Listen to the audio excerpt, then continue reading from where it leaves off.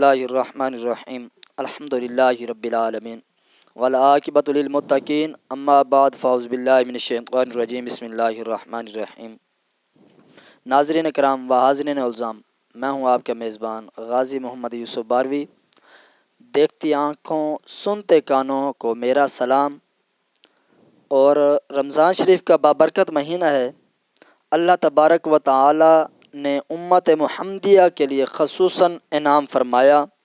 یہ وہ مہینہ ہے جس میں قرآن مجید نازل ہوا، رحمتوں کی بارش ہوتی ہے، مغفرت کے دروازے کھلتے ہیں اور جہنم کے دروازے بند کر دیے جاتے ہیں۔ رمضان صرف بھوک اور پیاس کا نام نہیں، بلکہ یہ نفس کی تربیت، روح کی پاکیزگی اور کردار کی تعمیر کا مہینہ ہے۔ یہ مہینہ ہمیں سکھاتا ہے کہ ہم اپنی خواہشات کو قابو میں رکھیں، اللہ تعالیٰ کی اطاعت اختیار کریں، اپنی آخرت کو سنواریں۔ آج اسی پروگرام میں خصوصی نشست ہم رمضان المبارک کے متعلق چند اہم اور فکری سوالات اپنے معزز مہمان سے پوچھیں گے، تاکہ ہم اس بابرکت مہینے کی حقیقت کو سمجھ سکیں اور اپنی زندگیوں کو مثبت تبدیلی لا سکیں۔ اور ناظرین کرام، آج کا جو ٹاپک ہے، جو موضوع ہے، رمضان شریف کے حوالے سے ہے۔ انشاءاللہ اسی پر گفتگو کرتے ہیں کہ رمضان المبارک کے فضائل، برکات، سبحان اللہ، اتنے کہ جس کی انتہا نہیں۔ میں علامہ صاحب کو تو آپ جانتے ہی ہیں، کیونکہ وہ کسی تعارف کے محتاج نہیں۔ ویسے بھی وہ میرے ساتھ اکثریت پروگرام کے اندر رہتے ہیں، دوسری تیسری نشست چوتھی نشست انہی کے ساتھ ہوتی ہے۔ اپنی مصروفیات ہر کسی کی ہے، تو پھر بھی محبت کا اظہار ہے۔ الحمدللہ عزت مآب جناب حضرت علامہ مولانا قاری محمد حنیف قادری رضوی صاحب ہمارے اسٹوڈیو میں تشریف فرما ہیں۔ ایک بار پھر ان کو خوش آمدید کہتا ہوں، ویلکم کرتا ہوں، شکریہ ادا کرتا ہوں۔ ناظرین، حدیث مبارکہ میں آتا ہے کہ رمضان المبارک میں شیطان کو قید کر دیا جاتا ہے۔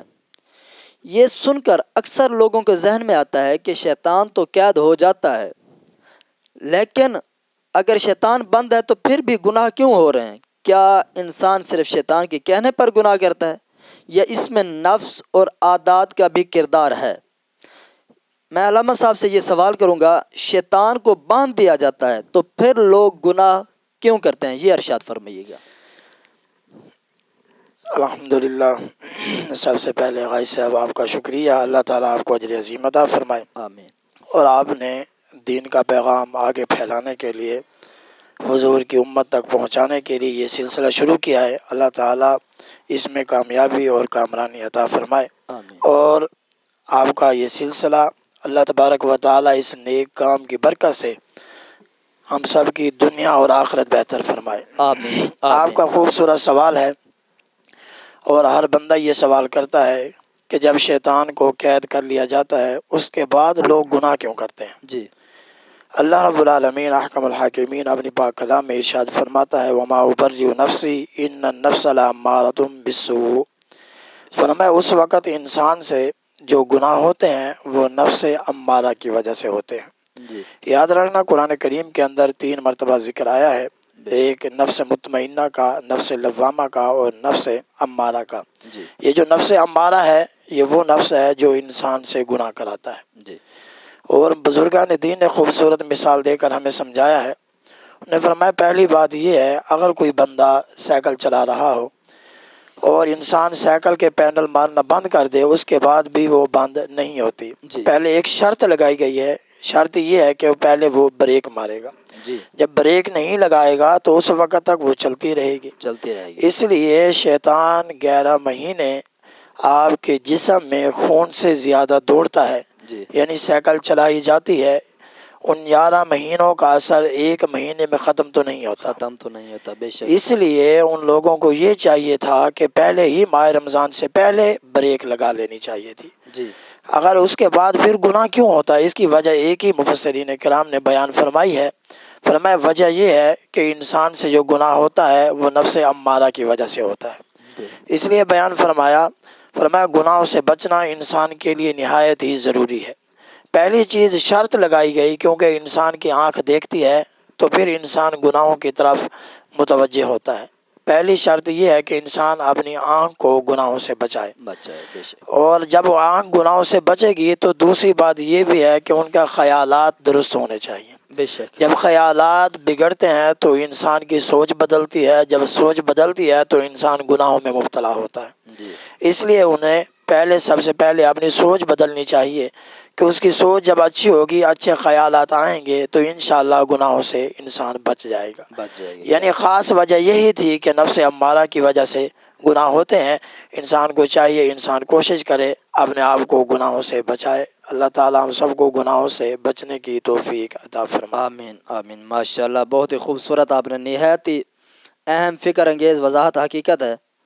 رمضان ہمیں یہ سمجھانے آتا ہے کہ اصل میدان جنگ ہمارے اندر ہے، بے جو شک، اصل جنگ ہے وہ ہمارے اندر ہے۔ سبحان اللہ۔ اگر شیطان بند ہونے کے باوجود گناہ باقی ہیں تو اس کا مطلب یہ ہے کہ ہمیں اپنے نفس کی اصلاح کی ضرورت ہے۔ بے شک رمضان دراصل ایک تربیتی کیمپ ہے اگر سمجھا جائے تو۔ سبحان اللہ۔ اگر ہم اس مہینے میں اپنے نفس کو قابو کرنا سیکھ لیں تو اپنی عادتوں کو بدل لیں، دل کو قرآن سے جوڑ لیں تو باقی سال بھی گناہوں سے بچنا آسان ہو جاتا ہے۔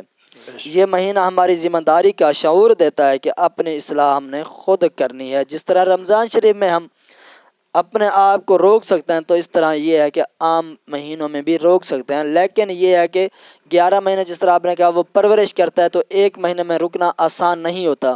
تو اسی وجہ سے تو حضور علیہ الصلاۃ والسلام نے فرمایا نا کہ جو جوان ہے غیر شادی شدہ ہے اس کو اگر گناہوں کا خدشہ ہے تو وہ روزہ رکھے۔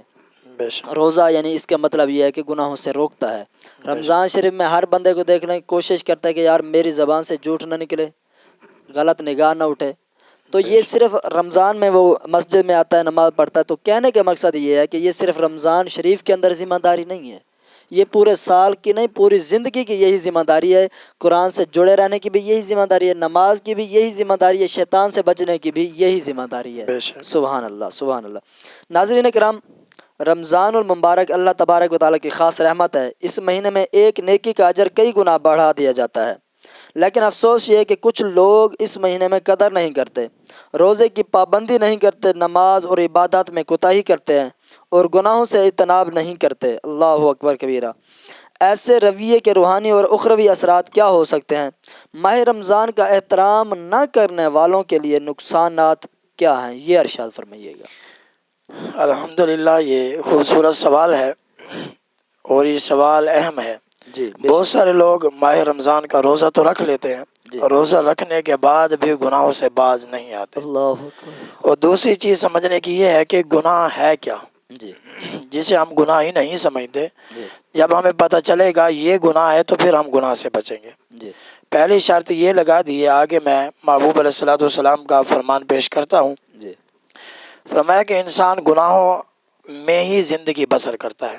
پہلی چیز یہ ہے کہ انسان گناہ میں دن گزارتا ہے، رات بھی گزارتا ہے، اس سے بچتا تو نہیں، اس کا نقصان اتنا بڑا ہے۔ غازی صاحب المعجم الاوسط کے اندر حدیث پاک موجود ہے، محبوب علیہ الصلوۃ والسلام کا فرمان علی شان ہے کہ آپ اور میں غور کریں، جو بندہ ماہ رمضان کے اندر جی گناہ کرتا ہے جی اس کا نقصان کیا ہے۔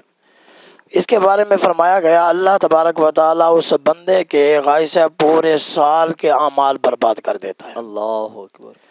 پورے سال کے اس کی عبادات، اس کی ریاضت، اس کا قرآن پڑھنا، تلاوت کرنا، اللہ صدقہ خیرات کرنا، یہ تمام اعمال اس بندے کے اللہ تبارک و تعالیٰ برباد کر دیتا ہے جو ماہ رمضان میں گناہوں سے باز نہیں آتا۔ اللہ اکبر۔ اور دوسری بات بیان فرمایا وہ بندہ جو ماہ رمضان کے اندر شراب پیتا ہے، یاد رکھنا جس کی عادت ہوتی ہے عادت ختم نہیں ہوتی۔ بے شک۔ کسی نے کیا خوب کہا، روایت کے اندر میں نے پڑھا ہے، فرمایا کہ جب بندہ یہ کہے کہ اس نے گناہ کرنا اپنی بری عادت چھوڑ دی ہے، فرمایا کبھی بھی یقین نہ کرنا۔ اگر کوئی کہہ دے کہ پہاڑ اپنی جگہ سے ہٹ کر دوسری جگہ پر آ گیا تو مان لینا۔ بے اگر شک۔ کہنا کہ اس بندے نے اپنی بری عادت چھوڑ دی ہے تو یہ کبھی بھی نہ ماننا، انسان اپنی عادت نہیں چھوڑ سکتا۔ اس لیے فرمایا کہ جو بندہ شراب پیتا ہے، جی یاد رکھنا ایک ماہ رمضان سے، جیسے یہ ماہ رمضان ہے، آئندہ ماہ رمضان آنے تک فرمایا اس بندے کے تمام اعمال برباد کر دیے جاتے ہیں۔ اللہ دوسرا نقصان یہ ہے اگر وہ شراب پینے والا ہے، ماہ رمضان کے اندر شراب پیتا ہے۔ تیسری بات جو 3 چیزیں بیان فرمائی ہیں اس حدیث مبارکہ میں، تیسری چیز یہ ہے کہ جو بندہ ماہ رمضان کے اندر زنا کرتا ہے، زنا سے باز نہیں آتا، یہ 3 کام کرنے والے کے نقصانات یہ ہیں، اگر پورا سال اس بندے کے اعمال تباہ و برباد کر دیے جاتے ہیں۔ اور دوسری روایت کے اندر آتا ہے، یہ بھی حدیث پاک ہے، محبوب علیہ الصلوۃ والسلام کا فرمان علی شان ہے، یہ بھی المعجم الاوسط کے اندر حدیث پاک موجود ہے۔ فرمایا کہ جو بندہ پہلا کام یہ کرتا ہے کسی کی عزت نہیں کرتا، اس پر بہتان باندھتا ہے، یہ عام سمجھتے ہیں آج بات کہہ دینا، فلاں بندے کو میں نے دیکھا تھا اس نے یہ کام کیا وہ کام کیا، ایسی بات کہنا، کسی پر الزام لگانے والا۔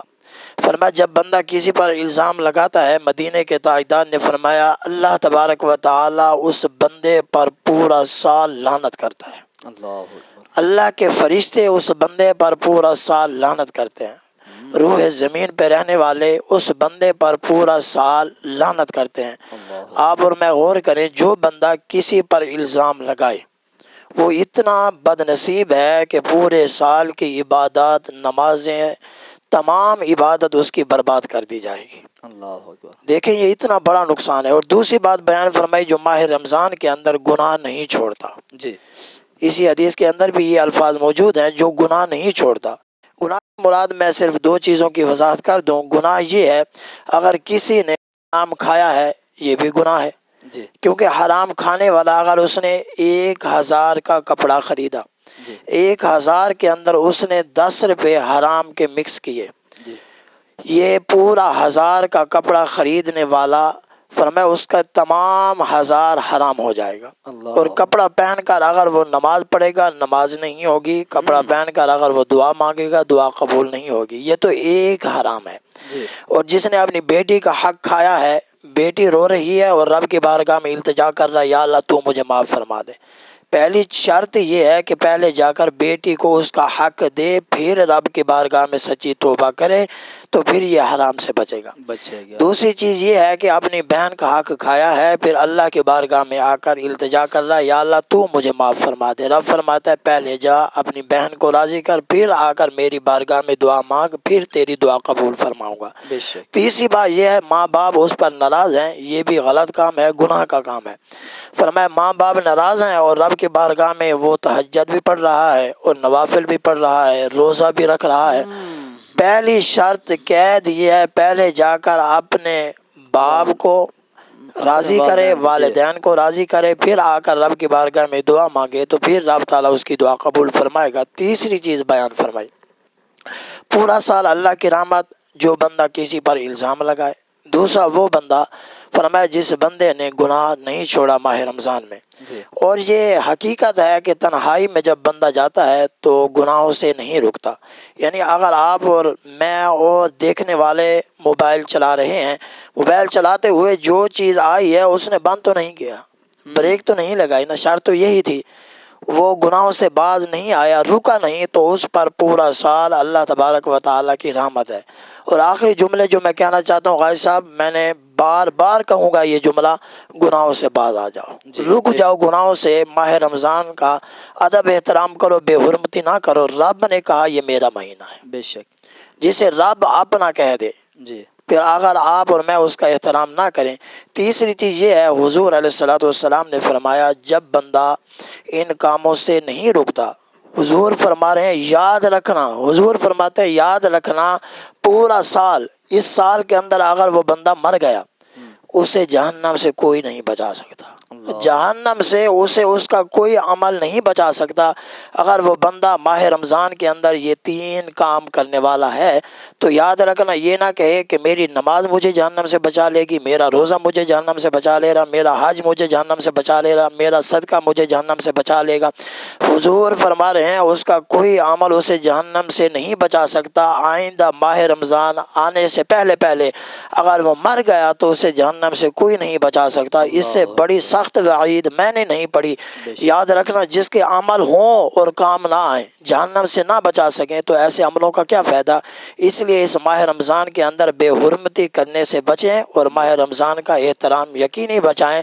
اگر آپ چاہتے ہیں آپ کے اعمال آپ کے کام آئیں تو حضور کا یہی فرمان حضور نے اپنی زبان سے بیان فرمایا. جس زبان سے آپ اور میں فضائل سنتے ہیں، ان ہوا الا وحی یوحی، اسی زبان سے حضور علیہ الصلوۃ والسلام نے فرمایا کہ اسے جہنم سے کوئی نہیں بچا سکتا جو بندہ ماہ رمضان کے اندر کسی پر الزام لگائے، گناہ کرنا نہ چھوڑے، اور جو بندہ ماہ رمضان کے اندر شراب پیتا ہے، زنا کرتا ہے. اللہ تعالی ہم سب کو ان گناہوں سے بچنے کی توفیق عطا فرمائے. آمین آمین. بہت خوبصورت آپ نے وضاحت فرمائی. اگر اسی میں، کیونکہ بات یہ میرے خیال میں پہلے بتا چکا ہوں آڈینس تک، کہ ایک مجوسی جس کا بیٹا، یعنی کہ یہ میں مختصر سے صرف وہ کر رہا ہوں، مجوسی تھا، اس کا بیٹا رمضان شریف کے اندر کھا رہا تھا، مجوسی نے اسے تھپڑ مارا. احترام کی وجہ سے مجوسی کو توبہ بھی نصیب ہوئی اور ایمان کی دولت بھی نصیب ہوئی. بے شک. اور کسی نے خواب کے اندر دیکھا کہ وہ جنت کے اندر ٹہر رہا ہے. یہ تو صرف احترام کی وجہ سے ہے. بے شک. اور یہاں پر ایک لگے ہاتھوں میں بھی ایک حدیث مبارکہ سناتا چلوں. حضور علیہ الصلوۃ والسلام کے فرمان علی شان ہے کہ حضور نے صحابہ سے پوچھا، صحابہ یہ بتاؤ قیامت کے دن سب سے زیادہ مفلس، نادار، غریب کون ہوگا؟ بے شک. صحابہ نے عرض کی یا رسول اللہ صلی اللہ علیہ وسلم، یا ہم یعنی کہ اس کو تھوڑا سا اپنے الفاظوں میں یوں دہرا دیں حدیث کا مفہوم، یعنی کہ کیونکہ مفہوم تو تھوڑا سا ہم اپنی طرف سے وہ کر سکتے ہیں، حدیث وہی ہوگی، حدیث تو حدیث ہے. تو حضور نے پوچھا یا صحابہ سے کہ صحابہ یہ بتاؤ کہ مفلس کون ہے تمہاری نگاہ میں؟ صحابہ نے عرض کی یا رسول اللہ صلی اللہ علیہ وسلم، جس کے پاس پیسہ نہیں ہے، درہم، دینار، دولت، سونا چاندی وغیرہ یہ نہیں ہے. حضور نے فرمایا نہیں وہ نہیں ہے. مفلس وہ ہوگا، جب بتایا نا یہ بات طلب غور ہے، جب حضور نے فرمایا کہ مفلس وہ ہوگا جس کے پاس نمازیں بھی ہوں گی، روزے بھی ہوں گے، حج بھی ہوگی، زکوٰۃ بھی ہوگی، ہر طرح کی نیکی ہوگی. تو صحابہ نے عرض کی یا رسول اللہ صلی اللہ علیہ وسلم پھر وہ مفلس کیسے ہوا؟ حضور علیہ الصلوۃ والسلام نے فرمایا وہ مفلس اس طرح ہے، آپ کی بات سے میں وہ کر رہا ہوں، وہ مفلس اس طرح ہوگا کہ اس نے کسی کو گالی دی ہوگی، کسی کے اوپر تہمت لگائی ہوگی، بدگمانی کی ہوگی، جھوٹ بولا ہوگا، شراب پی ہوگی، زنا کیا ہوگا، ماں باپ کی نافرمانی کی ہوگی، کسی کا حق کھایا ہوگا، جس کی وجہ سے اسے نیکیاں انہیں دینی پڑیں گی. نیکیاں جب ختم ہو جائیں گی تو بقایا لینے والے بہت زیادہ ہوں گے، ان کے گناہ اس کے کھاتے میں ڈالے جائیں گے، اس کو جہنم کے اندر ڈال دیا جائے گا. اللہ اکبر کبیرہ. یعنی کہ یہ بذات خود دیکھیں کہ ہم تو اس بات کو سمجھتے نہیں ہیں جھوٹ کیا ہے. ہم تو کہتے ہیں نہیں یار بات پر جھوٹ بول لیا جائے. آج تو دکاندار ہے، یہ سب کی بات نہیں، اگر جس کو لگتا ہے نا کہ میرے اندر یہ برائی ہے وہ اپنے گربان میں دیکھ لے، لیکن بات ہم صرف سمجھانے کے لیے بطور اصلاح کے لیے کر رہے ہیں کہ وہ کہتا ہے کہ یار جب تک جھوٹ نہ بولے کسٹمر سامان ہی نہیں لیتا، جب تک وہ جھوٹ نہ بولے ان کا سامان ہی نہیں بکتا. سچائی رہی نہیں برکت رہی نہیں. سچائی آئے گی تو برکت رہے گی نا. خیر اللہ تبارک و تعالیٰ کرم نوازی فرمائے حضور علیہ الصلوۃ والسلام کی امت پر. یقیناً یہ بہت بڑا خسارہ ہے رمضان کے احترام نہ کرنا. گویا اللہ کی خصوصی دعوت کر رہا ہے، خصوصی اللہ کی دعوت کو رد کر رہا ہے. اللہ اکبر. جو شخص اس مہینے میں بھی نہ بدلے وہ کب بدلے گا؟ جو اس ماحول میں بھی مغفرت حاصل نہ کر سکے وہ کسی موقع کا انتظار کرے گا. اللہ اکبر. رمضان میں ناقدری دلوں کو سختی کا سبب بن سکتی ہے، اور یہ سختی انسان کو آہستہ آہستہ نیکی سے دور کر دیتی ہے. اللہ اکبر. اسی لیے ضروری ہے کہ ہم اس مہینے کو معمولی نہ سمجھیں بلکہ اسے اپنی آخرت سنوارنے کا سنہرا موقع جانیں، بہترین جانیں. خیر آخری سوال کی طرف بڑھتے ہیں. تو ناظرین جب ہم نقصان کی بات کرتے ہیں تو ساتھ میں خوشخبری بھی سننا چاہتے ہیں کہ جو لوگ رمضان کی قدر کرتے ہیں، اخلاص کے ساتھ روزہ رکھتے ہیں، تراویح ادا کرتے ہیں، قرآن کی تلاوت کرتے ہیں اور گناہوں سے بچنے کی کوشش کرتے ہیں، اور ان کے لیے اللہ تبارک و تعالیٰ نے کیا انعامات رکھے ہیں. جو سچے دل سے توبہ کرے وہ کہے، یہ نہیں ہے کہ بس اس نے نا ایک بار توبہ کی، رمضان شریف گیا پھر وہی صورتحال. جس نے سچی توبہ کی پھر وہ اس گناہ کی طرف نہ گیا، اور جس نے رمضان کا احترام کیا. تو اسی حوالے سے میں سوال یہی کرنا چاہوں گا، جس نے رمضان شریف پایا اور اس کا احترام کیا اس کے لیے کیا انعامات ہیں؟ یہ ارشاد فرمائیے گا. خوبصورت سوال ہے کہ بہت سارے لوگ اس ماہ رمضان میں خود کو تبدیل کر لیتے ہیں، بدل لیتے ہیں، گناہوں سے بچتے ہیں، نیکی کی طرف راغب ہو جاتے ہیں. اور گھروں میں قرآن کریم کی تلاوت کی جاتی ہے، مسجدیں آباد ہو جاتی ہیں، لوگوں کا ہجوم نظر آتا ہے، یہ تمام چیزیں ہمیں ماہ رمضان میں نظر آتی ہیں۔ بے شک اور جو لوگ آتے ہیں وہ خوش نصیب ہوتے ہیں، جن کو اللہ پسند فرماتا ہے وہ رب کی بارگاہ میں حاضری دیتے ہیں۔ اور یقیناً جو بندہ جتنے قدم چل کر آتا ہے اللہ تعالیٰ قدم قدم پہ نیکیاں عطا فرماتا ہے۔ سبحان اللہ اور سبحان ماہ رمضان کا پہلا انعام کہ اللہ تبارک و تعالیٰ نے انعام کیا عطا فرمایا، سب سے بڑا انعام یہ ہے جس کی طرف آپ کی توجہ چاہوں گا، وہ یہ ہے کہ اللہ تبارک و تعالیٰ روزے دار کو تقوی عطا فرماتا ہے۔ سبحان اللہ روزہ سبحان دار اللہ کو پرہیزگاری نصیب ہوتی ہے، روزے دار کا دل جو ہے فرمایا وہ زندہ ہو جاتا ہے۔ یہ انعام اس روزہ دار کے لیے ہے جو ایمان کے ساتھ اچھے اخلاص کے ساتھ اس ماہ رمضان کا احترام کرتا ہے، جی اسے تقوی نصیب ہو جاتا ہے۔ تقوی وہ ہے غازی صاحب فرمایا جب بندہ گناہوں سے بچ جاتا ہے، بے یہ شک اللہ کا بہت بڑا کرم عظیم ہے کہ جو بندہ گناہوں سے بچ جائے۔ گناہوں سے بچنا مشکل ہے، اس لیے جب بندہ بچتا ہے رب فرماتا ہے اس میں تجھے یہ دوں گا، تجھے تحفہ یہ عطا فرماؤں گا کہ تمہارے دل کو جو ہے رحمت سے بھر دوں گا، سبحان تجھے اللہ تقوی نصیب ہو جائے گا، سبحان ہدایت نصیب ہو جائے گی۔ اور دوسری بات یہ بیان فرمائی انعام یہ ہے جو احترام کرتا ہے ایک مرتبہ، المعجم الاوسط کے اندر یہ بھی حدیث پاک موجود ہے، فرمایا جو بندہ ایک مرتبہ رمضان کے اندر سبحان اللہ کہتا ہے، سبحان اللہ تبارک و تعالی غیر رمضان میں 1,00,000 مرتبہ کہنے سے زیادہ ثواب عطا فرماتا ہے۔ سبحان اللہ اور سبحان اللہ دوسری کیا بات بات بیان ہے، کیا فرمائی کہنا جو بندہ ماہ رمضان کا احترام کرتے ہوئے آقا کریم صلی اللہ تعالی علیہ وآلہ وسلم کی ذات پر درود پاک پڑھتا ہے، اللہ تبارک و تعالی غیر رمضان میں 1,00,000 مرتبہ درود پڑھنے سے زیادہ ثواب عطا فرماتا ہے۔ سبحان اللہ اور تیسری بات بیان فرمائی جو لوگ ماہ رمضان کے اندر دیکھیں ماہ رمضان سے پہلے جو نمازیں بھی مکمل نہیں پڑھ رہے ہوتے، جیسے ماہ رمضان آتا ہے لوگ تہجد بھی پڑھنا شروع کر دیتے ہیں، بے شک لوگ اشراق بھی پڑھنا شروع کر دیتے ہیں، لوگ چاشت کی نماز پڑھنا بھی شروع کر دیتے ہیں اور نوافل پڑھنا بھی شروع کر دیتے ہیں۔ یہ ماہ رمضان کی ایسی رحمت اس بندے کو احترام کرنے والے کو نصیب ہوتی ہے، صرف یہ نہیں کہ اسے نصیب ہوتی ہے، اسے محسوس بھی ہوتی ہے بے شک کہ میرے اوپر رحمت نازل ہو رہی ہے۔ جی پہلے بھی قرآن پڑھتے ہیں اتنا لطف نہیں آتا، جب ماہ رمضان میں پڑھتے ہیں تو لطف زیادہ آتا ہے۔ زیادہ نماز پہلے بھی پڑھتے ہیں پر ماہ رمضان میں جب نماز پڑھتے ہیں تو دل بتاتا ہے کہ تمہارے اوپر رحمتوں کا نزول ہو رہا ہے۔ بے شک اور جب بندہ قرآن پہلے پڑھتا ہے تو تھک جاتا ہے، تھوڑی دیر پڑھ لیتا ہے، جب ماہ رمضان میں سارا دن بھی قرآن پڑھتا ہے تو نہ تھکتا ہے نہ پریشان ہوتا ہے، بے شک معلوم ہوا کہ ماہ رمضان کی رحمتیں اسے نصیب ہو رہی ہوتی ہیں۔ بے شک تیسری چیز بیان فرمائی جو غیر رمضان میں 1,00,000 رکعت نماز ادا کرتا ہے اور ماہ رمضان میں 1 رکعت ادا کرتا ہے، اللہ اس کا اسے زیادہ اجر عطا فرماتا ہے۔ سبحان اللہ اس لیے فرمایا کہ ماہ رمضان کے اندر ایک کام ضرور کریں جو مفسرین کرام نے بیان فرمایا، 1 رکعت کا نماز ثواب 1,00,000 رکعت پڑھنے سے بھی اللہ زیادہ عطا فرماتا ہے۔ بے شک اور جو بندہ نماز ماہ رمضان کے اندر نوافل ادا کرتا ہے اس کے لیے یہ بات ضروری ہے، نوافل پڑھنے سے بہتر ہے کہ وہ اپنے فرض ادا کرے۔ قضا ادا کر فرض جو ہیں یہ قرض ہے، یہ قرض اس کا کوئی نہیں اتارے گا، نہ اس کا بیٹا اتار سکتا ہے، بے نہ شک، اس کی بے بیوی شک۔ اتار سکتی ہے، نہ رشتہ دار، یہ قرض کوئی نہیں اتار سکتا۔ جی یہ یاد رکھنا یہ عظیم بات ہے ان لوگوں کے لیے جو فرض چھوڑ دیتے ہیں۔ یہاں پر چھوٹا سا واقعہ میں پیش کروں گا۔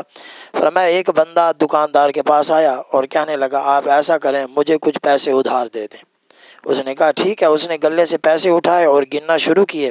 فرمایا 3 دن کے بعد یہ پیسے میں آپ کو واپس کر دوں گا۔ اس نے کہا ٹھیک ہے بات درست ہے، 3 دن کے بعد پیسے واپس کر دینا، کوئی مسئلہ نہیں ہے۔ جب پیسے گن لیے دینے لگے تو ایک سوال کر لیا، دینے والے نے سوال کیا بتاؤ میرے پیسے لینے آئے ہو ادھار، یہ بتاؤ نماز بھی پڑھتے ہو؟ کیا بات ہے، کیا جیسے سوال کیا، یعنی ماہ رمضان کے اندر ہم ورزی پہن لیں، جیسے لوگ کام پہ جاتے ہیں کام والی ورزی پہن لیتے ہیں، جیسے آتے ہیں اتار دیتے ہیں، ویسے ہی ہم ماہ رمضان میں ماہ رمضان والی ورزی پہن لیں، جیسے ماہ رمضان جائے اتار دیں۔ اللہ یہ اس کا ماہ رمضان آپ رسم کے طور پر ادا کر رہے ہیں، اللہ کے کرم کے طور پر ادا نہیں کر رہے۔ حقیقی طور پر نہیں جی اگر آپ چاہتے کہ اللہ کا کرم اللہ کی رحمت ہمیں نصیب ہو تو پھر آپ یہ کام نہ کرتے، آپ کہتے کہ ماہ رمضان میں نماز فرض تھی، احترام تھا، حرام سے بچنا تھا، غیر رمضان میں بھی نماز فرض ہیں، ہم نے حرام سے غیر رمضان میں بھی بچنا ہے۔ بے شک اس لیے خوبصورت وضاحت یہ تھی، جب پیسے گن لیے تو دینے لگا نماز پڑھتا ہے، اس نے کہا میں نماز نہیں پڑھتا، اس نے وہ سارے پیسے واپس گلے میں رکھ دیے، پر میں آپ کو ادھار نہیں دوں گا۔ اس نے کہا یار آپ مجھے جانتے ہیں، میں وعدہ کرتا ہوں 3 دن سے اوپر نہیں ہوں گے، میں آپ کا قرض اتار دوں گا۔ اس نے کہا آپ یہ بتائیں جو بندہ اللہ کا فرض ادا نہیں کرتا وہ میرا قرض کیسے ادا کرے؟ اللہ اکبر، ہمیں کیا یہ درس ملتا ہے جو بندہ ماہ رمضان کے اندر یہ روزہ نماز فرض حرام سے بچنا ضروری نہیں ہے، غیر رمضان میں بھی بچنا ضروری ہے، یہ انعام اللہ اس بندے کو عطا فرماتا ہے جو ماہ رمضان کا احترام کرتا ہے۔ یہ 3 چیزیں میں نے بیان کی تھی، سبحان اللہ کہنا، درود پاک پڑھنا اور نوافل کی 1 رکعت پڑھنا۔ اور جو بات کہنا چاہتا تھا وہ یہ ہے کہ آپ نفل غازی صاحب 70 رکعت نماز نفل پڑھیں جی اور آپ صرف 1 فرض ادا کر لیں۔ جی، وہ برابر 1 فرض جو ہے وہ اس 70 رکعت نماز نفل پڑھنے سے زیادہ اجر افضل رکھتا بے ہے۔ شک بے شک۔ اس لیے آپ اور میں جن لوگوں کی قضا نمازیں ہیں وہ اپنی قضا نمازیں ماہ رمضان میں شروع کریں تاکہ ان کی یہ قرض اتر جائے۔ اعلیٰ حضرت لکھتے ہیں جو بندہ یہ نمازیں شروع کر دیتا ہے اگر اسی حال میں اسے موت آ گئی یقیناً یاد رکھنا اللہ تبارک و تعالیٰ اسے معاف فرما دے گا۔ بے شک۔ اور آخری بات ختم کر رہا ہوں، 4 چیزیں آقا علیہ الصلوۃ والسلام نے ارشاد فرمائی۔ وہ 4 چیزیں کون سی ہیں؟ فرمایا جو تم اپنے رب سے مانگو جی ماہ رمضان کے اندر۔ پہلی چیز آقا علیہ الصلوۃ والسلام نے ارشاد فرمایا ماہ رمضان میں پہلا کام آپ نے یہ کرنا ہے، کلمہ طیبہ کی کثرت کرنی ہے، جی کلمہ طیبہ کثرت کے ساتھ پڑھیں۔ اور یہ بڑی کمال بات ہے، خلاصہ یہ ہے جب بندے کی زبان پر کلمہ جاری ہوگا یقیناً مرتے وقت بھی اس کی زبان پر کلمہ جاری ہو جائے گا۔ بے شک، کیا بات ہے۔ اور کامیاب وہی بندہ ہے جس کا آخری وقت آخری الفاظ کلمہ طیبہ ہوں۔ جی دوسری بات آقا علیہ الصلوۃ والسلام نے ارشاد فرمایا ماہ رمضان کے اندر استغفار کی کثرت کریں۔ جی استغفار کی کثرت کرنے سے ہمیں یہ فائدہ ہوگا کہ ہم گناہوں سے بچ جائیں گے۔ جب بندہ استغفار کی کثرت کرتا ہے، استغفار پر یہ ایک بات کمال کی یاد آ گئی، وہ بھی کہہ دیتا ہوں۔ امام مالک رحمۃ اللہ تعالی علیہ، ان کے بارے میں لکھا ہے کہ ایک بندہ تندور پہ روٹیاں لگا رہا تھا تو اس نے کیا کام شروع کیا تھا، وہ استغفار پڑھنے والا تھا۔ امام مالک آئے مسجد کے اندر، نماز پڑھی اور کہا کہ میں رات یہاں گزاروں گا، تو اس مسجد والوں نے مسجد سے نکال دیا کہ آپ یہاں سے چلے جائیں، وہ نہیں پہچانتے تھے۔ فرماتے ہیں جب رات کا وقت تھا، باہر نکلے، سردی کا موسم تھا، تندور پہ روٹیاں پکانے والا روٹیاں پکا رہا تھا، قریب جا کر کہنے لگے اگر مجھے اجازت دو میں یہاں بیٹھ جاؤں۔ اس نے کہا جی بیٹھ جاؤ۔ اس نے کہا رات گزارنی ہے؟ اس نے کہا گزار لو، مجھے تو کوئی فرق نہیں پڑتا۔ تو آپ نے دیکھا وہ بندہ روٹی لگاتے بھی استغفار پڑھ رہا ہے، پیڑا بناتے بھی استغفار پڑھ رہا ہے۔ فرمایا اس کی زبان پر استغفار ہی استغفار ہے۔ آپ نے سوال ہی پوچھ لیا بتاؤ یہ تم کیا کر رہے ہو؟ اس نے کہا جی میں استغفار پڑھ رہا ہوں۔ اس نے کہا کیوں پڑھ رہے ہو؟ اس نے کہا اس سے میری حاجت پوری ہوتی ہے۔ سبحان اللہ، معلوم ہوا جو چاہتا ہے میری حاجت پوری ہو جائے تو استغفار کی کثرت کرے۔ اس لیے حضور نے فرمایا ماہ رمضان کے اندر خاص طور پر استغفار کی کثرت کریں۔ اس نے کہا میں استغفار پڑھ رہا ہوں۔ اس نے کہا آج بتا آج کس مقصد کے لیے استغفار پڑھ رہا ہے؟ پہلے بھی پڑھتا ہے۔ اس نے کہا میری حاجت پوری ہوتی ہے، آج جس مقصد کے لیے میں استغفار پڑھ رہا ہوں نا، میں نے سنا ہے امام مالک جو ہے نا بڑی شان والے ہیں، اللہ نے انہیں بڑا انعام عطا فرمایا ہے، بڑا رتبہ عطا فرمایا ہے، وہ اللہ کے ولی ہیں۔ آج میں استغفار پڑھ رہا ہوں، کاش یا اللہ مجھے ان سے ملاقات کرا دے۔ سبحان اللہ، اس لیے میں آج استغفار پڑھ رہا ہوں کہ میری ملاقات ہو جائے۔ آپ نے فرمایا تجھے مبارک ہو، تجھے مبارک ہو جس مقصد کے لیے تو استغفار پڑھ رہا تھا۔ میں نے کہا مجھے مسجد سے کیوں نکال دیا گیا، آج رات آپ کے پاس کیوں گزارنے کا موقع ملا؟ معلوم ہوا تو نے استغفار پڑھا، استغفار کی اتنی برکت تھی، اللہ نے مجھے وہاں سے یہاں پہنچا دیا اور تمہاری حاجت پوری ہو گئی، جی بھر کے میرا دیدار کر، میں ہی امام مالک ہوں۔ کیا بات ہے، سبحان اس لیے حضور نے فرمایا دوسری چیز استغفار کی کثرت کریں۔ تیسری چیز آقا علیہ الصلوۃ والسلام نے ارشاد فرمایا ماہ رمضان کے اندر آپ نے رب سے مانگے تو جنت مانگے، سبحان اللہ، بے شک اپنے رب سے جنت ہی مانگے۔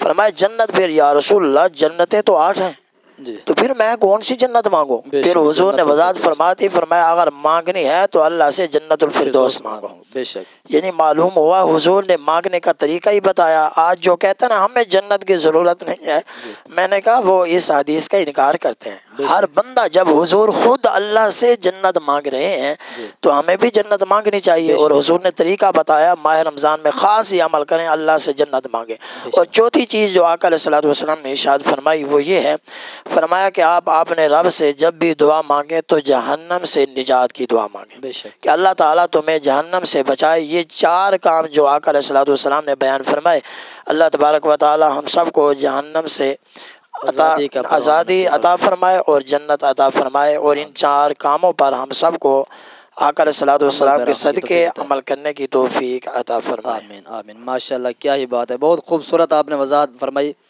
کہ حقیقتاً اگر کوئی جس طرح آپ فرما رہے تھے رمضان شریف میں یعنی کہ ہم بدل سکتے ہیں تو عام دنوں میں بھی ہم بدل سکتے ہیں۔ یہ اس رمضان شریف کا یہ اہتمام بھی ہے اور یہ پیغام بھی ہے۔ دیکھو کہ تم کتنے بھٹکے ہوئے تھے، شیطان کی قید کے اندر تھے، میں نے شیطان کو بندھوایا، میں نے شیطان کو قید کروایا، تم لوگوں کو مسجد میں لے آیا، اب میں جا رہا ہوں، اب آگے تمہاری مرضی ہے، تم شیطان کے بہکاوے میں آتے ہو یا رب رحمان کی رحمت کے مزے لیتے ہو۔ یہ تو رمضان پیغام دے کر جا رہا ہے نا، سبحان اللہ۔ اگر بھرتے ہیں نا بھائی صاحب، ایک بات مختصر سی یہ ہے کہ ہم فین بھرتے ہیں یا جرمانہ بھرتے ہیں یا ٹیکس دیتے ہیں، یہ تمام چیزیں ہم دیتے ہیں، اور یاد رکھنا جب ٹیکس دیتے ہیں تو یہ نہیں کہا جاتا کہ آپ نا 11 مہینے نقصان کرتے رہیں اور جب ایک مہینہ آئے، ایک مہینے میں آپ ٹیکس ادا کریں اور 11 مہینے ختم ہو جائیں۔ کسی قانون میں نہیں ہے، کسی ملک میں نہیں ہے، کسی شہر میں یہ قانون نہیں ہے، یہ واحد اللہ کریم کا کرم ہے۔ رب فرماتا ہے 11 مہینے تم اپنی مرضی سے زندگی گزارتے ہو، جب ماہ رمضان میرا مہینہ آ جائے فرمایا ایک مہینہ تم عبادت کر لو، ایک مہینے کا احترام ادب کر لو، ایک مہینے اپنے آپ کو گناہوں سے بچا لو، فرمایا 11 مہینے کے گناہ میں رب تمہارے معاف فرما دوں۔ لیکن اس میں یہ ہے کہ بھی وہ جو پچھلے گناہ ہیں وہ معاف کر دوں گا، آگے پھر یہ غلطی نہیں کرنی، بے شک، کیونکہ یہ نہ ہو نا ہم آئیں دعائیں مانگیں بس اللہ نے ہمیں معاف کر دے، پھر جا کر دوبارہ ڈاکہ شروع کر دیں، زانی شروع کر دیں، شراب شروع کر دیں، جھوٹ، تہمت، الزام، یہ دوبارہ نہیں کرنے۔ اس کا مقصد یہ ہے کہ جب سچی توبہ کریں گے تو پھر رب کی رحمت وسیع ہے، پھر وہ معافی فرمائے گا، جنت کا پروانہ بھی عطا فرمائے گا، سبحان اللہ، ماشاءاللہ۔ یہی وہ خوشخبری ہے جو ہر مومن کے دل کو امید سے بھر دیتی ہے۔ رمضان مغفرت کا مہینہ ہے، رحمت کا مہینہ ہے اور جہنم سے آزادی کا مہینہ ہے۔ بے شک جو شخص اخلاص کے ساتھ محبت کے ساتھ عبادت کرتا ہے اس کے پچھلے گناہ معاف کر دیے جاتے ہیں۔ یہ مہینہ بندے کو اللہ کے قریب کر دیتا ہے، دل کو نور سے بھر دیتا ہے اور زندگی کو مقصد دے دیتا ہے۔ اصل کامیابی یہی کہ رمضان ہمارے اندر تبدیلی لے آتا ہے۔ بے شک ناظرین، رمضان چند دنوں کا مہمان ہے لیکن اس کے اثرات پوری زندگی پر پڑ سکتے ہیں۔ سوال یہ نہیں کہ رمضان آیا یا نہیں، سوال یہ ہے کہ رمضان نے ہمیں بدلا یا نہیں، یعنی رمضان تو آیا، ہم بدلے ہیں یا نہیں۔ رمضان آیا ہے، یہ آتا رہے گا، تم لوگوں نے نہ رہنا ہے نہ ہمیشہ کے لیے رہو گے۔ بہتر یہ ہے کہ آج ٹائم ہے، آج توبہ کرو، آئندہ کے لیے، ہمیشہ کے لیے، ہو سکتا ہے یہ آخری رمضان ہو۔ آئیں عہد کریں ہم اس مہینے کو صرف کیلنڈر کا حصہ نہیں بنائیں گے بلکہ اسے اپنی اصلاح کا ذریعہ بنائیں، اپنے نفس کی تربیت کریں گے، گناہوں سے توبہ کریں، قرآن سے تعلق مضبوط کریں اور اللہ تبارک و تعالیٰ کے ہمیں رمضان کی قدر کرنے کی توفیق عطا فرمائے، اس کی برکتوں سے مالا مال فرمائے، ہمیں مغفرت اور جنت کا حقدار بنائے۔ اور دعا ہے اللہ تبارک و تعالیٰ سب کو توبہ کی توفیق نصیب فرمائے اور ایمان کی دولت نصیب فرمائے۔ اور باتیں تو بہت کچھ ہیں کرنے کے لیے لیکن ہم چاہتے یہ ہیں کہ آپ کو صرف اتنا کھانا دیا جائے جتنی آپ کی بھوک ہو۔ ویسے تو یہ وہ کھانا ہے، دین کا وہ کھانا ہے جو جتنا مرضی کھا لینا عالم دین، یہ کبھی سیر نہیں ہوتا، لیکن ہم آپ کے لیے صرف اتنا پیغام پہنچا رہے ہیں تاکہ آپ یہ سن کر عمل کر لیں، آج سے توبہ کر لیں، تو انشاءاللہ جب آپ لوگ سچی توبہ کریں گے تو آپ کی زندگی بدلنا شروع ہو جائے گی، تو چیزیں آپ کو ملنا شروع ہو جائیں گی۔ دعا ہے اللہ تبارک و تعالی ہمیں سمجھنے کی توفیق عطا فرمائے اور سن کر عمل کرنے کی بھی توفیق عطا فرمائے۔ آمین وما علینا الا البلاغ المبین۔